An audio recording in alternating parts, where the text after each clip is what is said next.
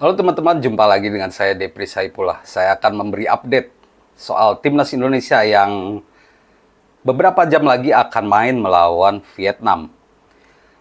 Menjelang laga melawan Vietnam, duel krusial yang harus dimenangkan oleh Timnas Indonesia. Kondisi skuad Timnas Indonesia dikabarkan baik-baik saja.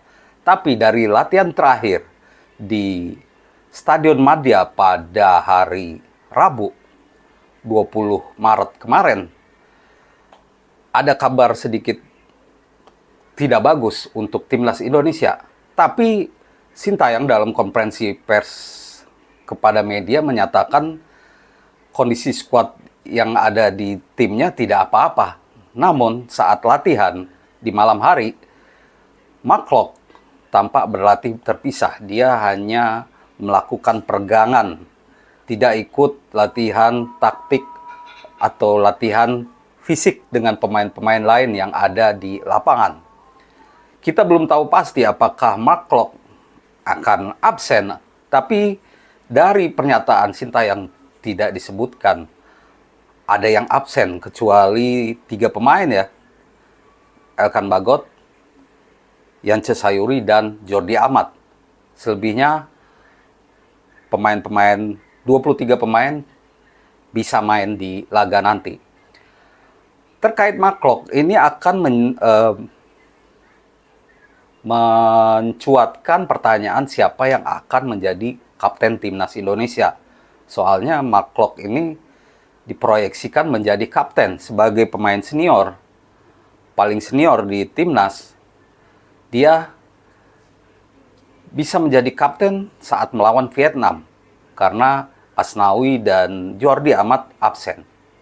Tapi karena kondisi fisiknya kurang bagus, memang awalnya juga sejak gabung Timnas dia agak cedera, tapi dia ingin tetap main.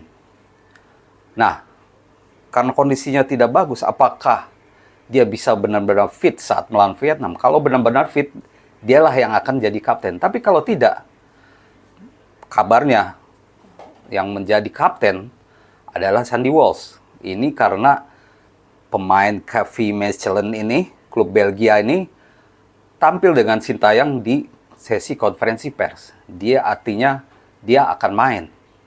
Nah, kalau Sandy Walsh menjadi kapten, itu artinya ada satu posisi yang ditinggalkan McClough. Mungkin McClough tidak jadi starter, mungkin jadi cadangan. Nah, siapa yang mengisi posisi McClough? Saya berharap posisi ini bisa diisi oleh Ricky Kambuaya atau pemain lain yang siap untuk mengisi posisi ini. Yang menjadi masalah, apakah Sintayong tergoda untuk menarik Justin Hapner atau Jay Idjes untuk maju lebih depan sebagai gelandang bertahan. Saya berharap itu tidak terjadi karena menurut saya Jay Idjes, Justin Hapner, dan Rizky Ridho lebih baik berada di belakang sebagai 3 bek sejajar.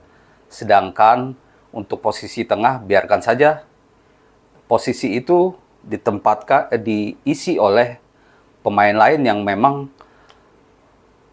berposisi sebagai gelandang bertahan seperti Ricky Kambuaya atau Arkan Fikri. Nah, ini belum jelas. Belum lagi kalau antara J atau Justin dipindah ke tengah, itu artinya Sandy Walsh di belakang. Dan artinya di posisi sayap kanan mungkin diisi oleh Witan Sulaiman. Begitu kira-kira gambaran skuad Timnas untuk melawan Vietnam nanti dengan formasi kemungkinan 3-4-3. Di laga nanti kita menunggu apakah Nathan langsung main, apakah Pratama Arhan yang jadi starter. Semua menjadi tanda tanya karena kita tentu belum bisa mengungkap sekarang skuadnya. Biasanya itu daftar susunan pemain itu 1 jam sebelum pertandingan, ya sekitar jam 7 malam nanti. Nah, di balik itu semua persiapan Timnas sudah siap. Timnas Indonesia diharapkan menyala di laga ini karena Timnas Indonesia mengejar poin. Tak hanya poin di klasemen grup D, tapi juga poin untuk ranking FIFA. ada 15,37 poin yang bisa diraih timnas Indonesia kalau menang lawan Vietnam. Indonesia jangan mau kalah, karena ini krusial. Tambahan 3 poin membuat Indonesia bakal naik ke posisi 2. Karena saat ini di tempat lain, Irak akan menghadapi Filipina yang diduga akan dimenangkan oleh Irak. Itu artinya kalau ada 4 poin, Indonesia ada di peringkat 2, sedangkan Vietnam di peringkat 3. Kita juga tidak boleh kalah dari Malaysia yang sudah sesumbar. Mereka ada di posisi pertama, grup C. Padahal ya wajar karena mereka ada di grup yang lebih mudah. Ada Chinese Taipei, ada Oman, ada Kyrgyzstan. Tidak mudah, tapi lebih mudah dibandingkan timnas Indonesia. Jadi ada misi ganda yang harus dituntaskan oleh timnas Indonesia saat menghadapi Vietnam.